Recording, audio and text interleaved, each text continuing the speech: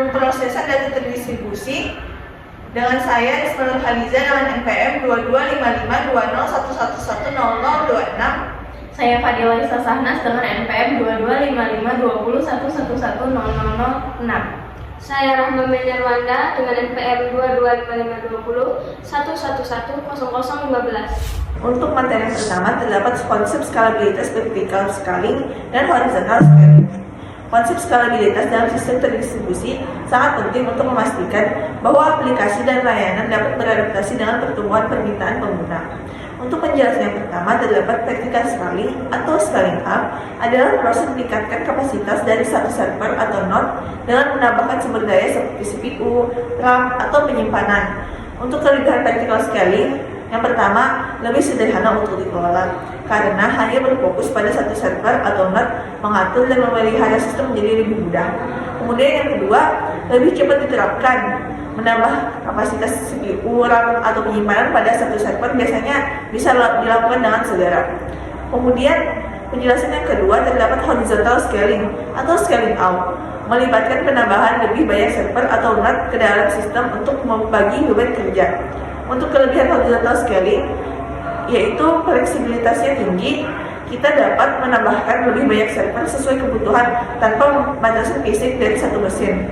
Kemudian kelebihan yang kedua yaitu toleransi gagal. Jika salah satu server mengalami masalah, sistem masih dapat berfungsi dengan baik karena beban kerja dapat dialihkan ke server lain.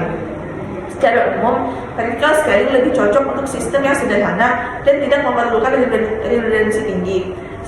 Sementara horizontal scaling biasanya lebih sesuai untuk aplikasi besar yang membutuhkan ketersediaan tinggi dan fleksibilitas beban kerja. Untuk materi kedua terdapat teknik partisi data untuk meningkatkan skalabilitas. Teknik partisi data adalah salah satu strategi penting untuk meningkatkan skalabilitas sistem basis data. Dengan memecah data menjadi bagian yang lebih kecil, sistem dapat mengelola dan memproses data dengan lebih efisien. Ada 3 jenis partisi data. Yang pertama, pepartisian horizontal. Partisi ini menyimpan bagian tertentu dari data besar. Contohnya, data pelanggan bisa dibagi berdasarkan wilayah atau ID. Setiap shard hanya menangani sebagian kecil data sehingga meningkatkan kecepatan akses dan performa sistem. Yang kedua, pepartisian vertikal. Tabel dibagi menjadi kolom-kolom berdasarkan pola penggunaan. Kolom yang sering diakses diletakkan di dalam satu partisi, sedangkan yang jarang di partisi lain.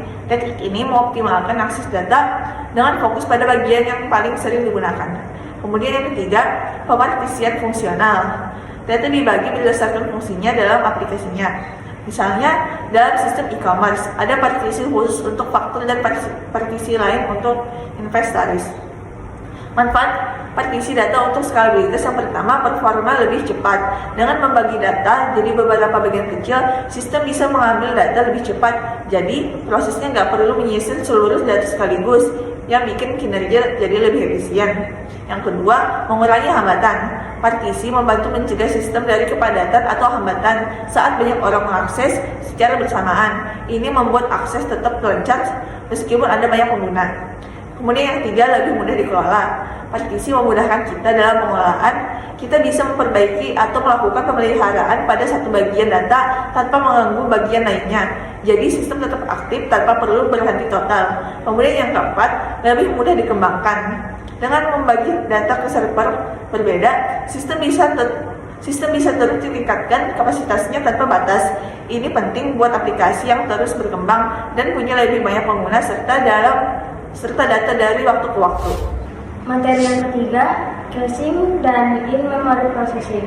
Yang pertama, caching adalah teknik yang digunakan untuk menyimpan salinan data sementara di lokasi penyimpanan yang lebih cepat sehingga memungkinkan akses yang lebih cepat pada permintaan data yang berulang.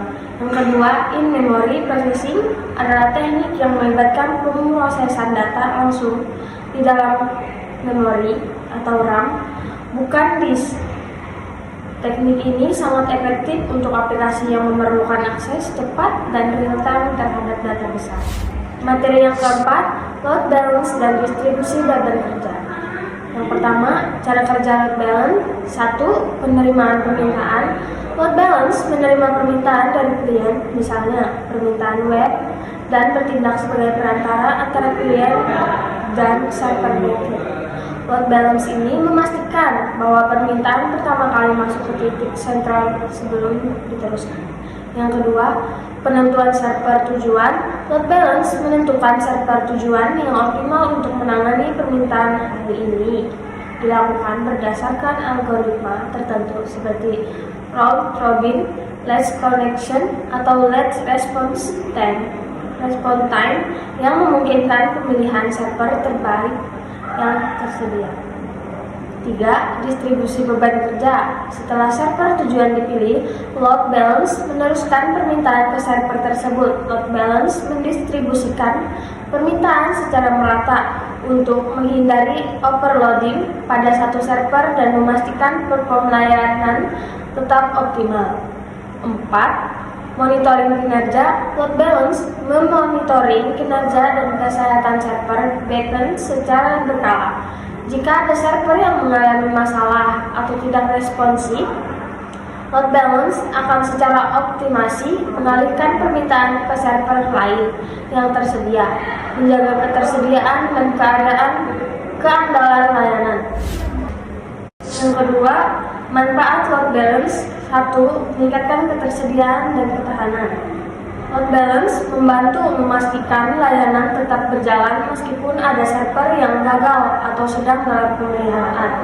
Dengan mengalihkan permintaan ke server yang tersedia, ketersediaan dan ketahanan sistem terjaga, mengurangi kemungkinan downtime. 2. Optimasi penggunaan sumber daya. Load balance mendistribusikan permintaan secara merata ke semua server yang tersedia, memastikan setiap server bekerja dengan beban yang sesuai. Ini membantu mencegah kelebihan beban pada satu server dan memastikan sumber daya yang akan digunakan secara efisien. Yang ketiga, peningkatan performa.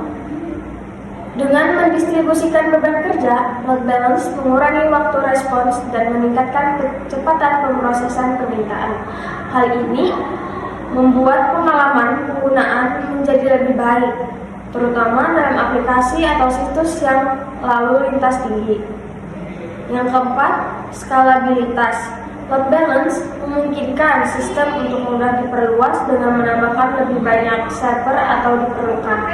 Dengan demikian, aplikasi dapat menangani pertumbuhan permintaan dengan menambahkan server baru tanpa perlu mengubah arsitektur inti sistem.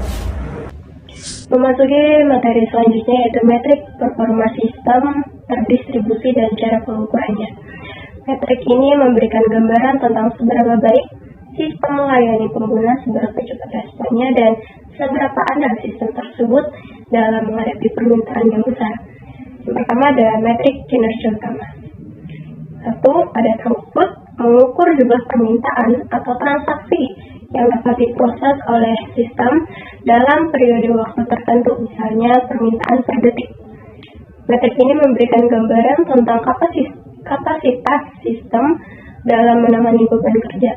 Yang kedua ada latensi, merupakan waktu yang dibutuhkan untuk memproses permintaan dari saat diterima hingga respon dikirim kembali kepada pengguna. Latensi dapat diukur dalam berbagai persentil, misalnya persentil ke-50 dan ke-95, untuk memberikan gambaran lebih lengkap mengenai pengalaman pengguna. Yang ketiga, tingkat kesalahan. Mengukur persentase permintaan yang gagal atau menghasilkan kesalahan.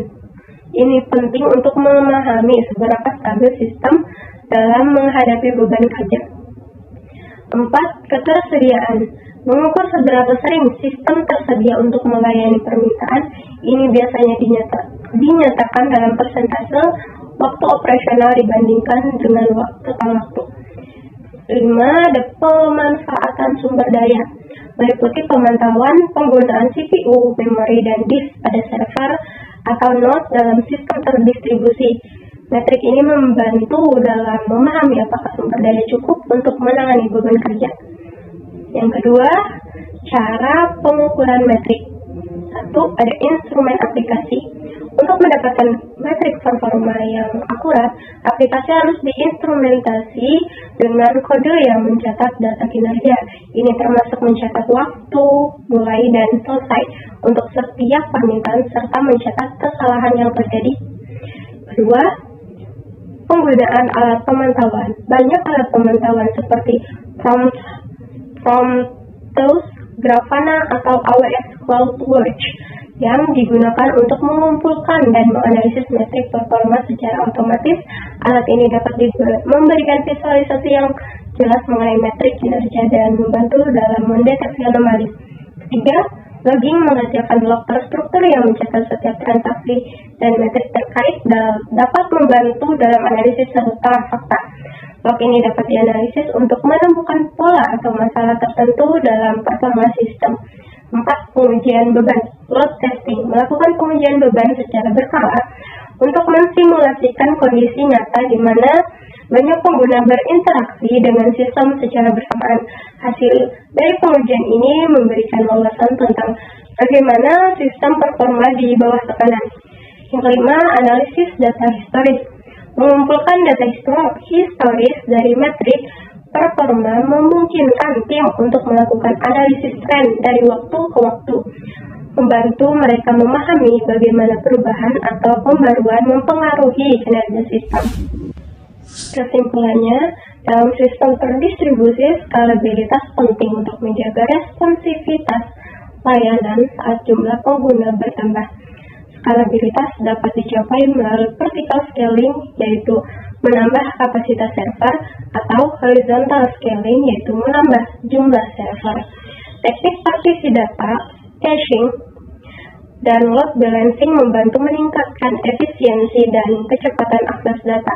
Metrik seperti throughput dan latensi memberikan wawasan performa memungkinkan perbaikan untuk menjaga aplikasi tetap cepat dan andal di tengah peningkatan permintaan. Sekian pemaparan dari kelompok pertemuan kali ini. Wassalamualaikum.